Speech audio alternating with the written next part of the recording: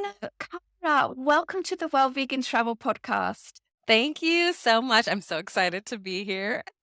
Yes, me too. I'm so happy to have you here because we're going to be talking a topic that I don't have much experience in at all because I don't have children. But we're going to be talking about incredible, amazing destinations for vegan families with young children. And we're going to be talking all about that. You're going to share your incredible knowledge that you have gained over a long time.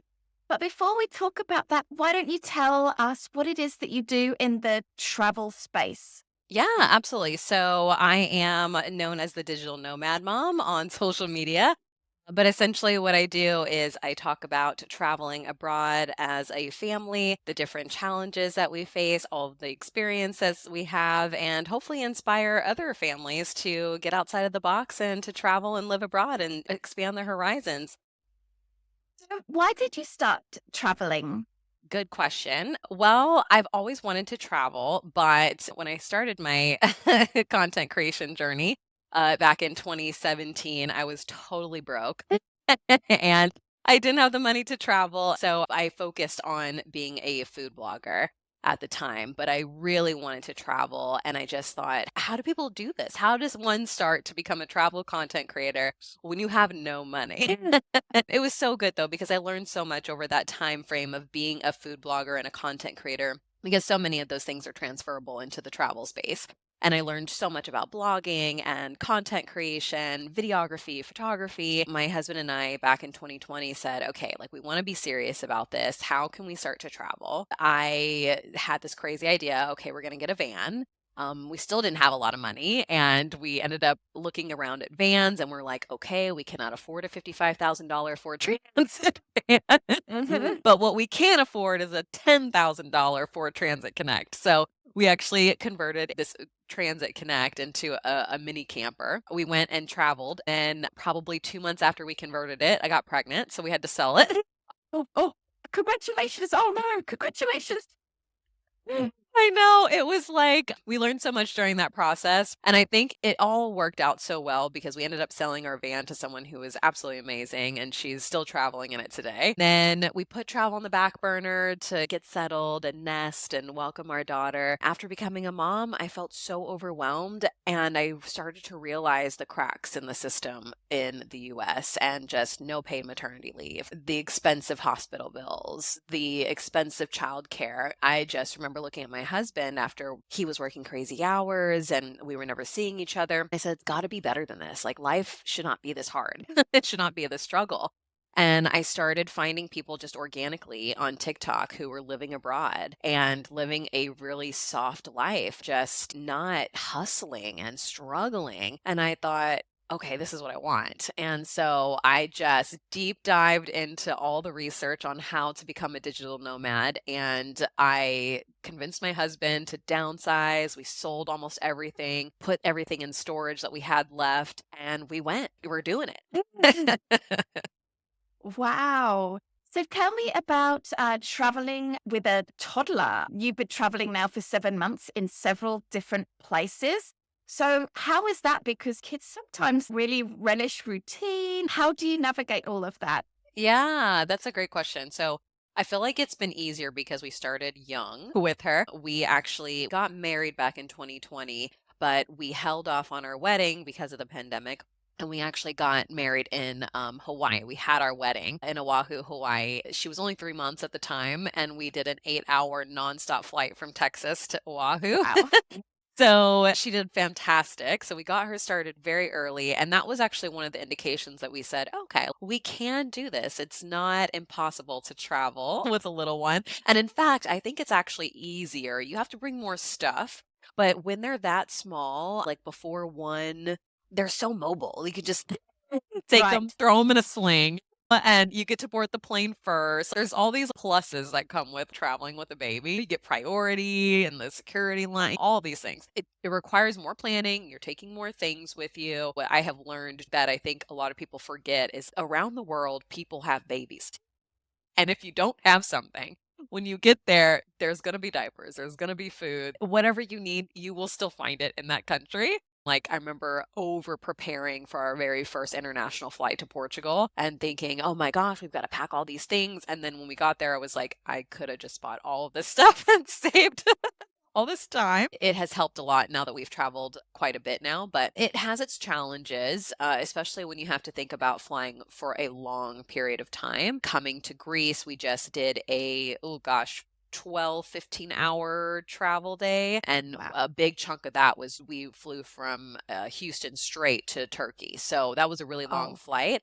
But one of the things that we love to do is we love to take night flights because we know we can tire her out all throughout the day. And then once we get on the plane, she's ready to go to sleep.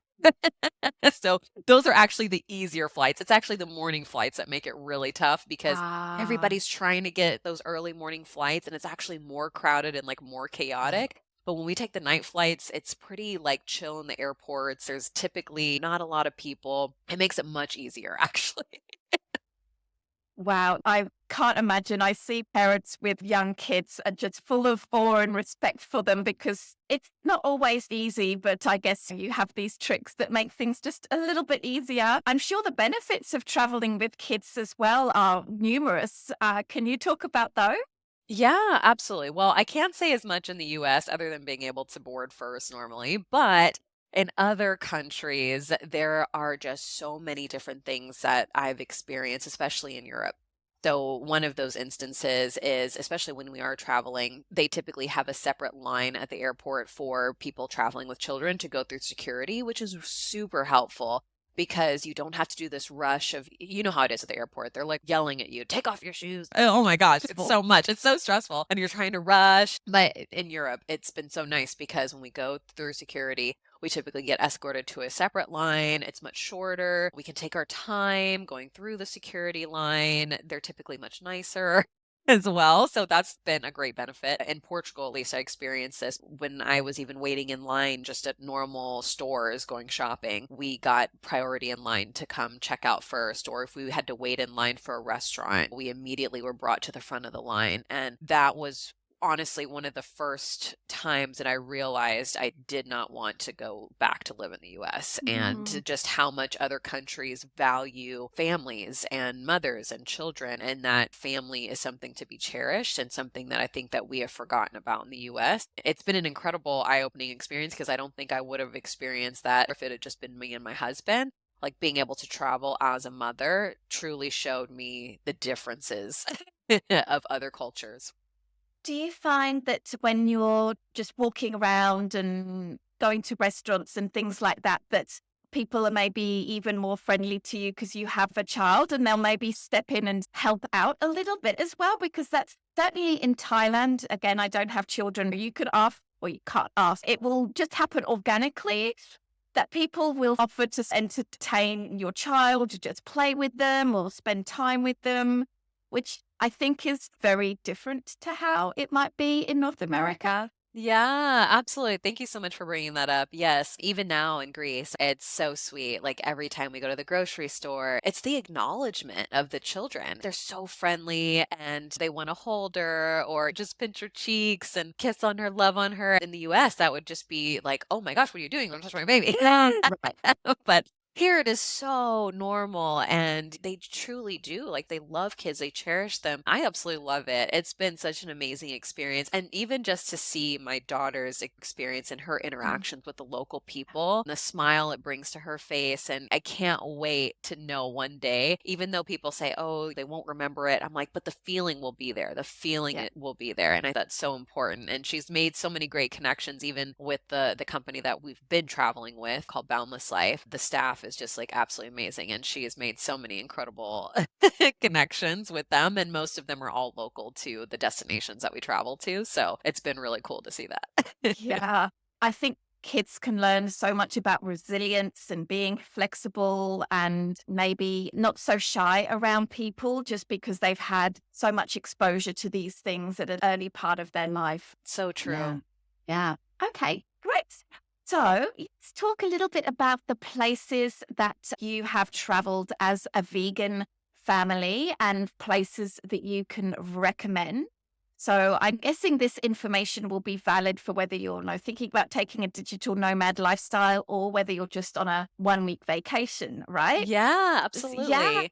So why don't you run us through what's your first preferred destination as a vegan family? Okay, so I have to say Lisbon, hands down. It was so much fun. There's so many restaurants. We could not get through them all. We had our favorites for sure, but Lisbon is like this beautiful vegan metropolis. And I didn't even think that coming to Lisbon. I was honestly quite nervous because I really didn't know what to think going to Portugal. My husband and I were like, oh gosh, like I hope we'll be able to find stuff, but we were thriving. And there's so many incredible cuisines. And I think that's because Lisbon has really become this tech hub. Because of that, it's encouraging so much diversity. It's got so many incredible international foods. And there's such a variety of vegan food as well, too, which is so interesting to see. So it's not just vegan Portuguese food. I mean, you can find almost anything in a vegan form there. So we really, really loved Lisbon so much. And it was super family friendly. There are so many different things that we could do as a family. Parks with bars, which is great. Let your kid go play on the playground and you can grab yourself some wine or beer. So definitely love that. Yeah, museums, and it's such an incredible place for families, whether you're going on a short time or you're going to be there for a while. Like we were there for 3 months. Wow. Actually, we were living in a town right outside of Lisbon called Sintra, which was very family friendly as well too. That's where all of the Portuguese castles and palaces are, and it's seriously such a fairy tale town because you're Wow. looking at all these castles everywhere, and it really does feel like you're living inside of a fairy tale. And it's also very vegan friendly there as well too. Not as much options, of course, as Lisbon being a bigger city, but we were able to find vegan food there as well. It was very, very lovely. We really enjoyed our time there. Correct me if I'm wrong, but I think that Portugal is quite a good value place to go. So was staying there for 3 months quite reasonably priced in terms of accommodation and food? Did you have an Airbnb there? So we actually stayed with Boundless Life there as well. So they do offer accommodations. So we got our accommodations through them. But I will say, as far as the cost of living, I remember we went to the super nice restaurant, and I think it's called AO26 Vegan Project, and it's like fine dining experience. And we had two drinks, entrees, appetizer, dessert. We had the whole works, and we came to get our bill, and it was 72 euros. We were like, oh my gosh, like we would have spent $120 in the US. And it was like that everywhere we went. Like it was very affordable. Obviously, the cost of living is getting higher now with it becoming more of a digital nomad hub, but it's very affordable for sure as far as the food goes. Mm. Did you feel the need to have your own transportation when you were in Lisbon? Lisbon was super easy to travel around because you could easily hop on the train from Sintra, where we were living. It was only a 45-minute train ride into Lisbon, and it only cost us $2.80 to get to and from. So super affordable. And even Uber, Uber is also widely available there as well too. So we could easily get into an Uber, get into the city for like 20 euros. So it was very easy to get around the metro as well too in Lisbon, very easy to navigate. And it was really great because Portugal has so many incredible places to go to, like Porto and the Algarve. And if you're in Lisbon, you can easily just hop on a train from the main metro station and you can be in Porto in 2 hours or down to the Algarve in 2 hours. So it made it so easy to travel around the country and actually get to see quite a bit of it. All the places are so different from each other. And I think that that's one reason why we really loved Portugal, because you got the coastline, and then you've got the Douro Valley, and then you've got the beautiful beaches of the Algarve. It's so stunning. Next time we go, we really want to go check out the island of Madeira and the Azores as well. Wow. Okay, that's so interesting. You've mentioned Boundless Life a couple of times. Would you mind sharing what this is about? I don't think I understand it completely, but I feel like it might be like a good stepping stone for digital nomad families that are thinking of taking this leap. Am I right? Absolutely. Yes. So Boundless Life has been such an incredible life-changing program for us. Essentially, what they do is they curate slow travel packages for digital nomad families to essentially be able to have the opportunity to kind of dip their toes into what it's like living abroad, it offers really great flexibility. So, for example, their cohorts are normally anywhere between 4 weeks long, which is their summer cohort, or 3 months long during the rest of the year, which is really great because a lot of people may only be able to do it once or twice a year, and then they keep their home base in the States or in Canada. So it allows them to kind of go back and forth without necessarily having to commit to one place necessarily. Then they can also travel around because there's different locations. We're here in Syros, Greece now, but in the earlier part of the year, we were in Portugal. And then they also have a new location in Tuscany they opened up this year, and also Bali as well. So 4 locations. They're going to be offering more locations next year, which is really exciting. And it's just been incredible because you're not just doing it by yourself, which could be really lonely. You're doing it with other families, and you're meeting like-minded families as well who have taken the leap to live this lifestyle. And our kids are able to all go to school with each other. Boundless also offers boundless education.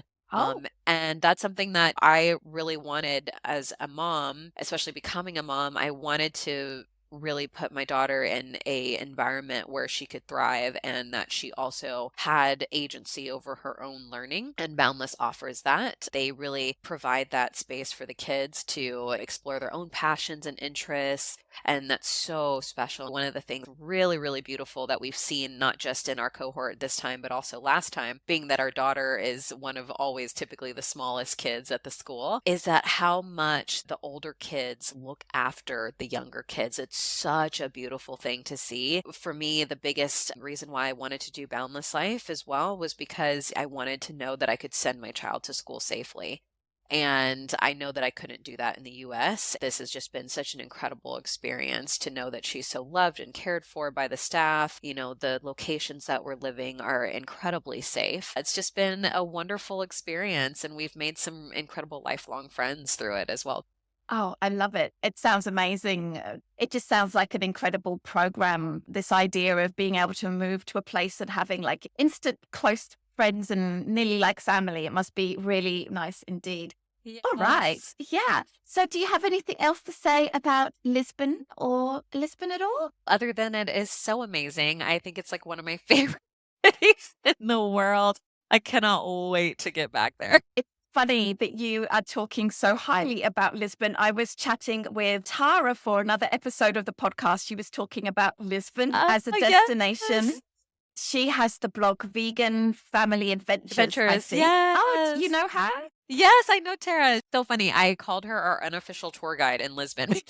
Oh, She really took us to all the local spots. Like, I don't think if it had been for Tara, we would not have seen so much of the hidden gems of Lisbon. oh, wow. I will say that after speaking to her and now speaking to you, Lisbon has definitely jumped up maybe like 50 spots on my places that I want to go Oh, and visit because it just good. seems so lovely.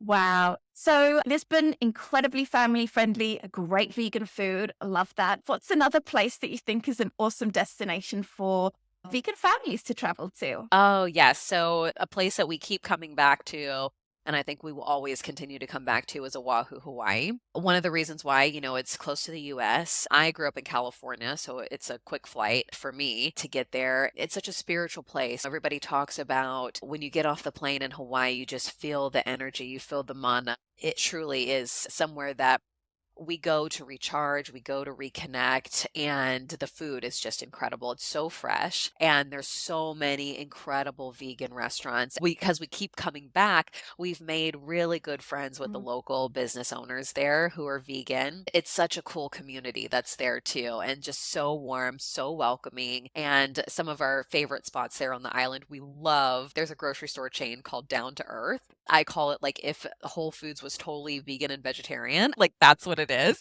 And it is so good and we love it. They have this hot bar area and we always like stock up on it. And we're always like, oh my gosh, we spent $100 and we really should every time. But it's so good. And there's at least, I think, 3 or 4 different chains on the island. And then our other place that we go to every time, and we always make a date night out of it, is going to Tane Sushi.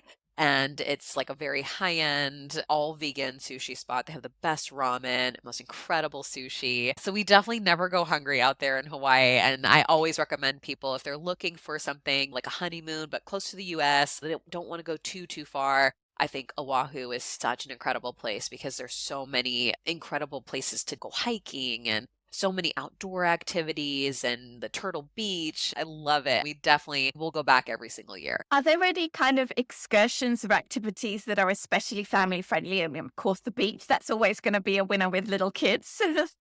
Yes, absolutely. I would say yes, going to the beach. We really love Kualoa Ranch. Not all of those are like small kid friendly, but definitely family friendly. And we actually got married there. It's actually where they filmed Jurassic Park and 50 First Dates. It is one of the most stunning places I've ever seen. It's so beautiful, and they've got plenty of excursions. My husband and I, before we had our daughter, we did the ATV tour there. We basically did it all throughout the valleys there. Sorry, I don't know. ATV tour?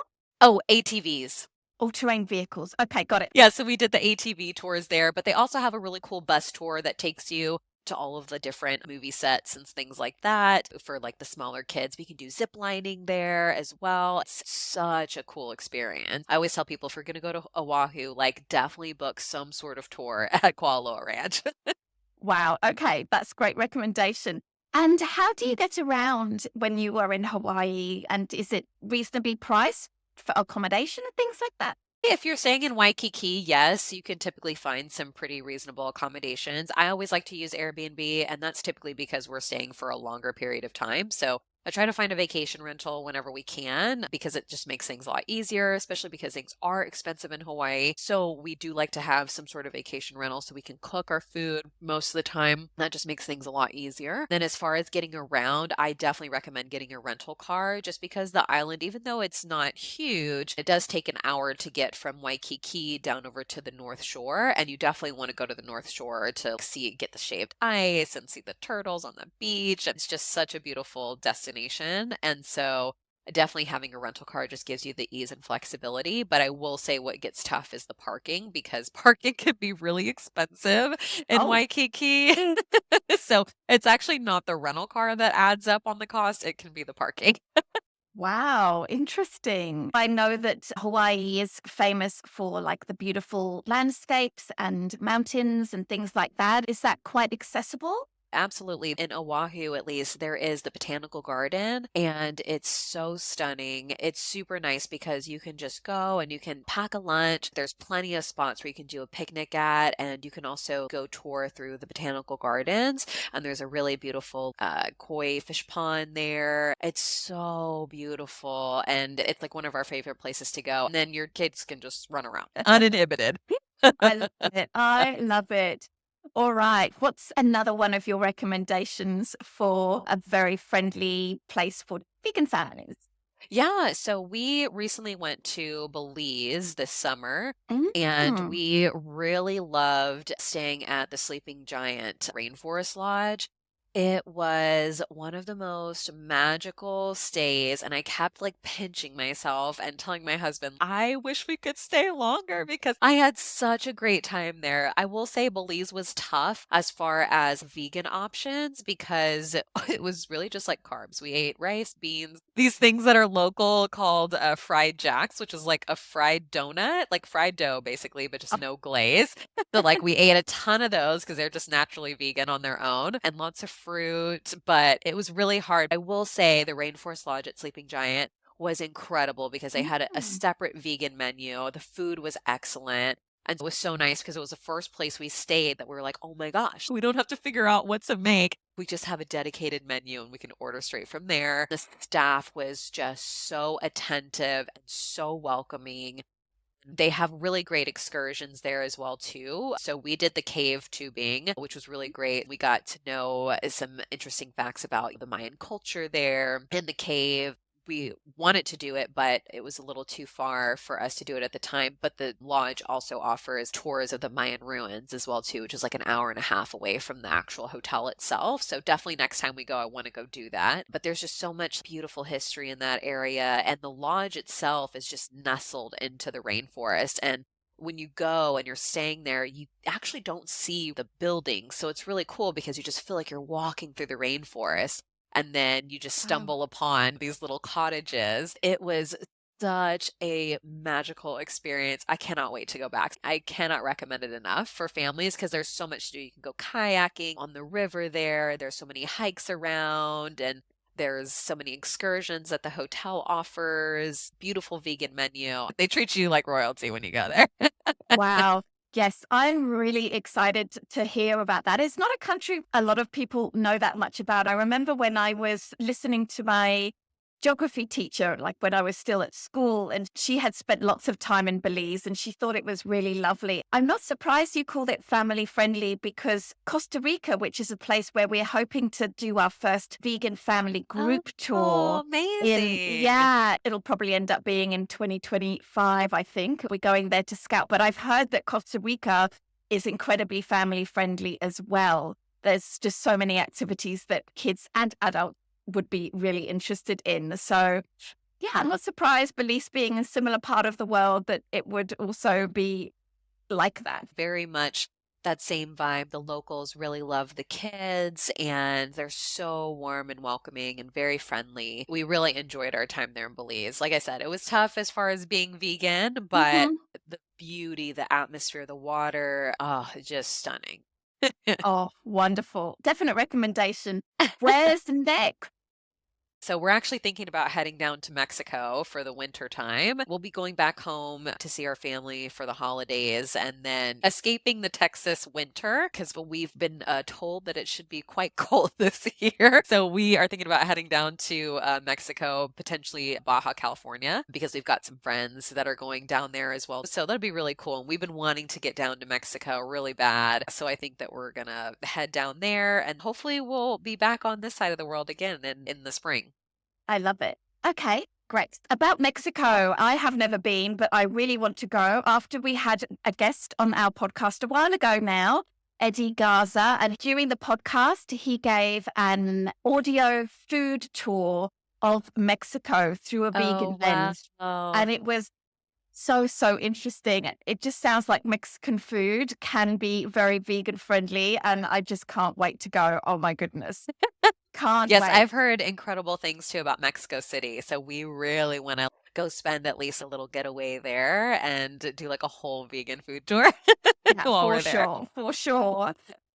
Now, you've also spent some time in Italy as well as a Yes. family. You think that's vegan Yes. family friendly? Yes, absolutely. So, Italy, I was super nervous because when I went to Italy back in 2015, I was not vegan. So, I was worried going back that I would not have a good time because the first thing you think about is the food.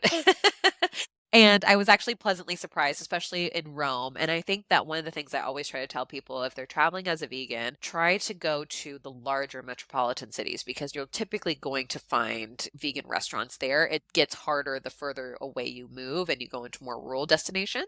But the larger metropolitan cities will typically have quite a bit of options. I really loved this one particular restaurant in Rome called Refugio Romano, and they recently just went totally vegan. I heard that too. It was Oh, so exciting. it's seriously one of the top 10 meals of my life was at Refugio Romano. It was so good. We had pizza, we had pasta, we had these fried dough balls with vegan Nutella on them for dessert. Oh my gosh, everything was spectacular. Florence was also very vegan friendly, so we didn't have any issues there. I really loved it. One of the things I tell people too, if they're worried about going to Italy as a vegan, I'm a luxury travel concierge and I typically service my clients for Tuscany. One of the things that I have learned from just dealing with trip planning and also going there myself is that Italians want you to have a good experience. So even if you have a dietary restriction or an allergy, they will go out of their way to make sure that Mm, you can enjoy the food. That's what really surprised me because they almost saw it as like a challenge, or they're like, oh, no worries, like I can make you something very special. So when I was there on business and we had a chef come cook us a like 4-course meal and we also did a cooking class and we also went to go do a wine tasting as well too at the restaurant. When I told him I was vegan, he totally spoiled me. Like he kept bringing out little things for me to try. And the food was so good. Every restaurant we went to, if I said, "Oh, I'm vegan," and they were like, "No worries, we will make you something special," because they care about your experience. And so I always tell people that do not be afraid. Even in the most rural places, don't be mhm. afraid in Italy because they want to make sure that you leave their restaurant and then you had a good experience. Exactly. Vegetables make up such a huge part of Italian cuisine, I think. They're not like an afterthought. They really can be a big part of the meal, and the quality of produce is so good. So it doesn't surprise me that chefs can cook vegetables really, really well. Yes, yes. Oh, my meals were so good there. I didn't get a chance to go there, but there is an all vegan, I think a bed and breakfast in Tuscany as well too. So that's on my list next time we're there. There's a few, I think, but there's a hotel, Agravilla I Pini. Yes, that's the one. So that's actually where we take our group tours to the Agravilla I Pini. Uh, And we've been there 3 times now, and we've got 3 trips planned there for next year as well. And yes, you should definitely go. It's awesome. Oh my gosh. I just want to touch on as well, the Refugio Romano is so interesting because not only is it now completely vegan, the menu is enormous. just have so many options to choose from, which is not your typical experience when you're there in Italy. You may have like a few things, but man, do they spoil you. Have you been traveling with your daughter? Yes, How traveled was with that? her.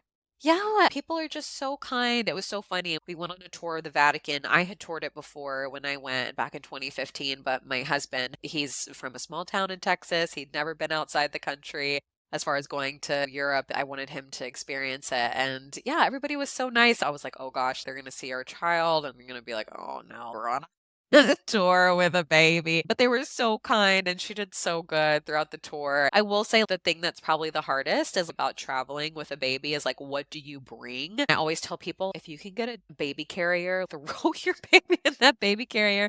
Because it could be really tough navigating the streets and stuff, the cobblestone streets and the stairs and everything there with a stroller. So just having Mm. the baby carrier makes things so much easier. And then, of course, you can travel on the train. You don't need a car seat. So you can travel via the train super fast and go from city to city. It just makes things so much easier. So we really loved our time there in Italy as well, too, as a family. This is a little bit off topic. When you're choosing a destination that you're going to as a family, do you deliberately consider the climate that is going to be at that time of year as a family? Because my last visit to Rome was in the middle of summer and it was really, really hot, unbearably. Yes, that is something we're always looking at. So we try to chase the weather as much as possible. So we're always looking for if it's 70s weather, 80s weather, which is why we're in Greece now because it's like perfect. It's not too hot. I don't know how people do it in the summertime here because we're walking around in September and now October. I'm like, the sun is still pretty Mm. intense here. But yes, we definitely do try to chase the weather as much as possible and stay in that 70 to 80-degree weather. Makes it a lot easier. Oh, it does. It's just so exhausting when you travel in that incredible heat. And I can imagine with little kids as well, like it would be Yes. really, really hard. Okay, so Italy, I'm not surprised you think that's a great destination as a vegan family. It's really lovely. And I think people love kids as well. Yeah. So kids are really welcomed in restaurants and yeah, just amazing. Yes, that's so true about being welcomed in restaurants. Like they make them a part of the experience too. They include them, and I think that's so special. For sure. Do you have any other recommendations of great vegan family friendly places? Oh gosh, now that I'm in Greece, so we really loved Athens actually. Even now where we're in Syros, it's been really amazing. This is more of a local feel than some of the other more popular islands like Mykonos and Santorini. It's great because you kind of got this mixture of both. So you have the tourism side, right as soon as you get off the port, there's a lot of like restaurants and shops and things like that. But it's super local as well too because it's actually the capital of the Cyclades. So you've got this local feel as well. And it's really cool because there's this square in the main center of the island. It's really lovely because at nighttime, it's all the families just come out and the kids are just playing all throughout the square. And I love it because, especially on the weekends, on Fridays and Saturday nights, the kids, no matter what age, they're just out playing and the parents are having dinner and drinks and the kids are so safe. It's such a safe island. Kids walk around 8, 9, 10 alone at night by themselves. It's so crazy to see as someone coming from the US, but it's so normal here and it's just so lovely because yeah, I can walk home alone at night. My daughter can just run around in the square. It's such a community. It's so beautiful. And we've actually been really surprised to see how many vegan options are here because we knew we'd find them in Athens, being that it's a bigger, larger city, and the options there are lovely as well. But I was really surprised to see how vegan friendly the island of Syros was. A lot of the restaurants have clearly labeled vegan items on the menu. There's also a Lidl here in town too, which is actually like a German grocery store. And so they have a ton of vegan stuff inside the store for us to cook. We haven't had any trouble finding tofu. It's been really nice. I was a little nervous coming here because I wasn't sure what we would expect. But yeah, it's another place where we have had no problems at all being vegan. Mm. Yeah, I really think that Europe has just come on leaps and bounds in the past 5 years or so. And even in the most unvegan friendly place, for example, I was just in the Dordogne, where there is like one vegan little restaurant in the whole huge region.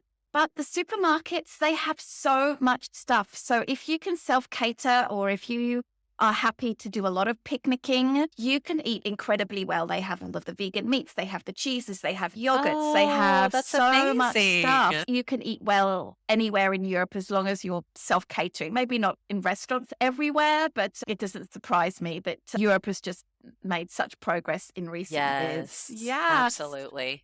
So, how long will you be in Greece for after now? We did the 3-month cohort with Boundless Life, so we will be here until the end of November.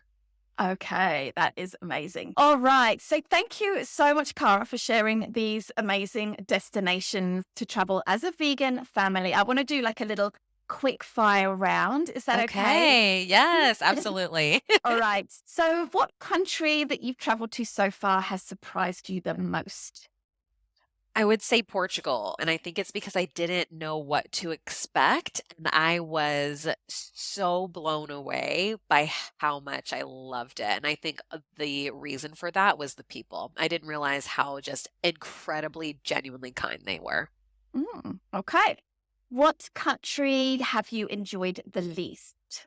Oh, I would have to say Belize because of the vegan option. Oh, okay. So, from a vegan food perspective, it's the least Yeah, vegan. I'm a foodie, and so if I Ah, can't eat well, I'm not having fun. I love it. And what's the most challenging thing about traveling as a family? Oh gosh, the tantrums now. We have entered that stage now, and it can be really tough because you just never know what mood Yeah, they're gonna be yeah, in, especially travel sometimes it can be out of your hands, and if you got a flight delay or your flight's been canceled, it's trying to figure out how to keep them occupied and keep them entertained. So it can be hard, especially when it's been a long travel day and you're tired, but you still have to entertain them and keep them happy. of course. And what are some of your most favorite places that you've ever eaten around the world? Oh, yes, absolutely. So the first place that comes to mind is in Lisbon. There's this place called Kong. And I really loved it because they do vegan versions of Portuguese food. And it's really hard to actually find a vegan version of the Portuguese traditional cuisine.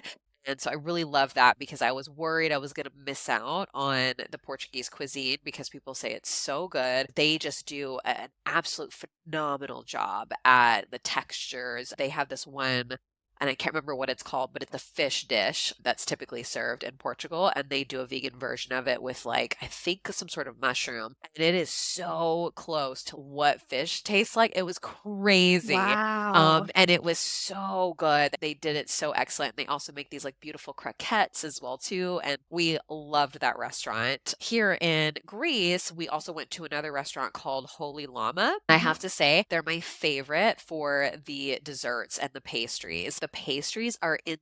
They look so beautiful, and everything we had was just absolutely incredible. They do primarily like a brunch menu, so I can't recommend them enough. We did the Acropolis tour, and then we went straight after and did brunch at Holy Llama, which was so good because it's within walking distance of the Acropolis. That place was really, really good as well. And then, of course, our favorite place that we keep going back to in Oahu is Tane vegan sushi. We just know every time we go there, we're like, we're gonna spend $200. Like, we deserve it. We're treating ourselves. I love it. So, Cara, thank you so much for taking the time. I know it's in the evening now in Greece. So, thank you so much for taking the time to chat with us and Absolutely. teach our listeners a little bit about Digital Nomad as a family and some great destinations for people to check out. Before we say goodbye, would you mind sharing a little bit about what it is that you offer and how people can follow you and get to know you more? Absolutely. Thanks so much for asking. So you can find me over on TikTok and Instagram. It's just my name at Cara Celeste West, and I document all of our travels and our experiences there. And if anybody wants to know more about becoming a digital nomad, I also offer consultations on how to move abroad and also finding remote work. And I also offer a course now, which has been so cool to create for people. It's all about how to become a digital nomad, starting from zero, how to find a remote job, making multiple streams of income for yourself, and all of the logistics that go into being a digital nomad, like finding travel health insurance, what's the best phone plan, and all of those fun things you don't think about until you're actually doing it. And you go, oh, I guess I need to access my money abroad. How do I do that? So all of the mistakes and things that I have learned and researched along the way on our journey, I want to share that with others so that it helps them get to their end goal quicker. I love that. Yes. So, listeners, if you're interested in taking the plunge, it would be definitely worthwhile, I'm sure, to contact Cara for a consultation or some sort of program to help navigate this tricky thing. It's not just Yeah. going to another country, it's also tying up loose ends back home as well and making sure all of that's organized, taxes and keeping stuff in storage and things like that. I think it can be really helpful to talk with someone who's had experience with that to just navigate that a little bit more Yeah, smoothly. Cara, thank absolutely. you so much for taking the time to be on the podcast and Oh, enjoy the thank rest of your time in you. Greece. Oh, thank you so much. It's been an absolute pleasure. And thank you for having me on. Oh, you're welcome.